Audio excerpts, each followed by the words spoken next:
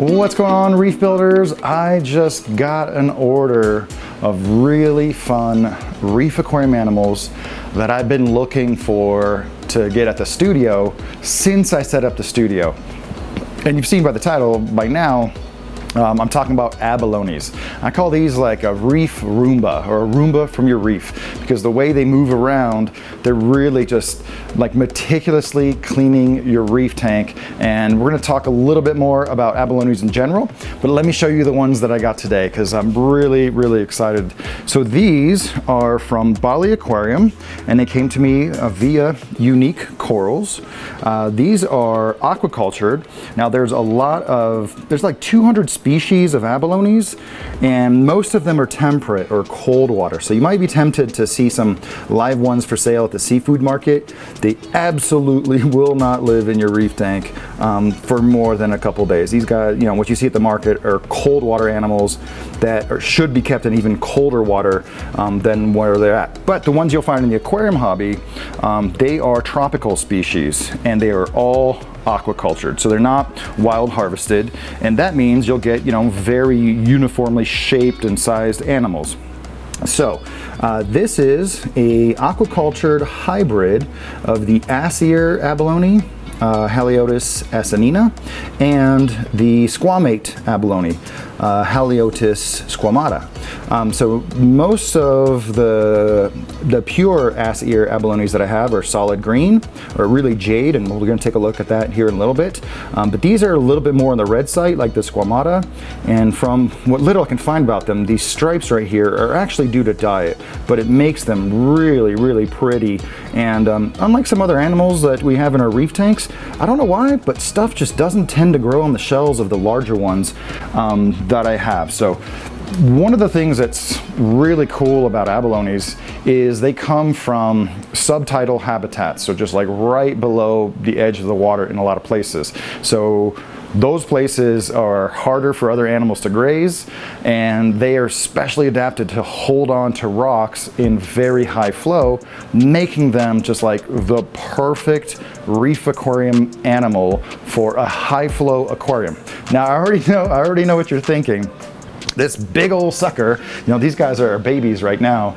This big old gastropod mollusk is it's gonna bowl over everything, and it's gonna knock over corals and just tear down your aquascape. But I'll tell you what, I have 3 very large ones, and I see zero evidence of them bowling over corals. Now when I watch them moving, because like at night is when they really move around the most, when I watch them moving, they're just super careful and methodical, and they have real shell awareness of where their shell is, because they're kind of low profile. And unlike a trochus or a turbo snail, even at a medium size, those guys, they have no idea that they're dragging something behind them, unlike an abalone, that are really cool. So they're very similar in appearance to stomatella. The stomatella snails, I went ahead and I grabbed a few stomatellas from just one coral. So these are large stomatellas. They move really fast, as you might be aware. And here you can really see the comparison in size between the large stomatellas and a very small young abalone. So abalones, man, it's just, one of these is equal to like 100 stomatellas. And I've found them to be incredibly hardy. I've had mine for years, and I mean, they're super strong. They don't look like, I don't have any problems with them, unlike sea hares. I've had a bunch of sea hares, and like something almost always takes them out. Or they just don't last that long. I don't think you've ever been to somebody's reef tank that had an abalone for 2, 3, 5 years. And that's actually kind of true of most like real newer bronch. They just don't live that long. But this is a snail that lives in cold water. Most of them are cold water. Again, these are tropical, but they'll probably live like 5 to 10 years. I'm not super sure, because there's not that much information on them. But a sea hare will get picked on by fish. It will get stung by LPS, eaten by anemones, you know, get caught in a power head, or clog your drain. Whereas these guys, again, they're a lot smarter in their behavior. I don't want to like say they're actually intelligent, but just the way they move around the reef tank is really fun, and it's kind of a exotic aquarium cleanup crew animal. These are like $20.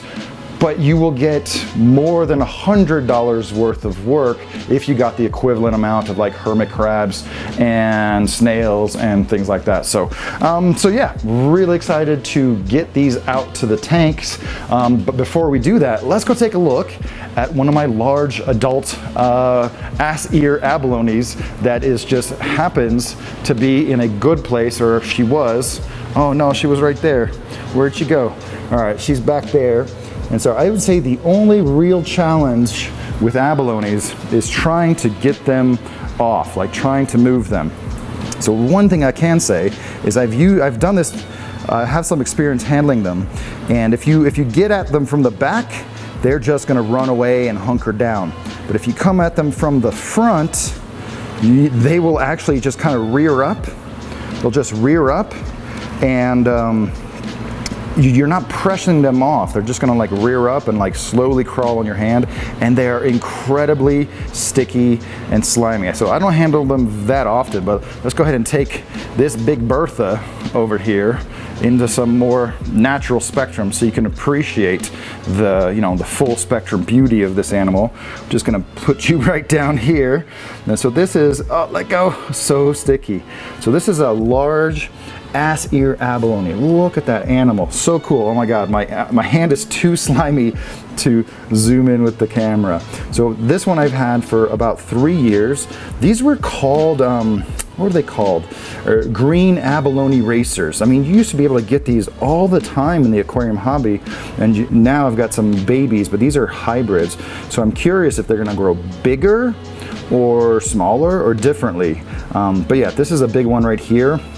And the only trick to abalones, I think, the only thing you really should know is how to handle them. If you come at them from the back, and this is the back right here where you can see like the little spiral, you just can't move them that much, and you're likely to just kind of piss it off or do some damage. And same thing with this one. If I come in on the back, she's just gonna run real fast. Oh, she's right on top of another one. She's just gonna hunker down. Look at all that tissue just holding it down, and they'll even move their shell back and forth just like that, just to kind of like swat something off. So the way to handle them is you can take a card, but I have some experience. If you just come at them from the front, they rear up and just kind of slowly, come on, don't make me look bad. I got you once pretty good. Let's go, let's get up into there. Yeah, they like to rear up and then they're on you and they start losing that traction. So just, come on, don't make me look bad. There we go. It's just looking up at me, asking me what the heck am I doing. All right, let's see if we can get you off the bottom here. I really want to just do this in one take. Come on. Yeah, let's go. Let's go, there we go, come on. Yeah, see, I gave her the signal when I bumped her on the back to hunker down, but if you come at them from the front, it's a lot better. And if you just keep, it's kind of like an anemone. You just have to really maneuver it off, and here we go. All right, so the last thing I want to show you is something I learned not too long ago, is if you look underneath the shell, that blue sac right there, that's an indication that it's a female. And if it's light blue or just white, that's all the gonads, that means it's a male. And so that's why I've been calling this one a she. There you go. All right, we're gonna get you back in the water here very soon. I don't think she's been pulled out of the tank in months and months and months. All right, let go.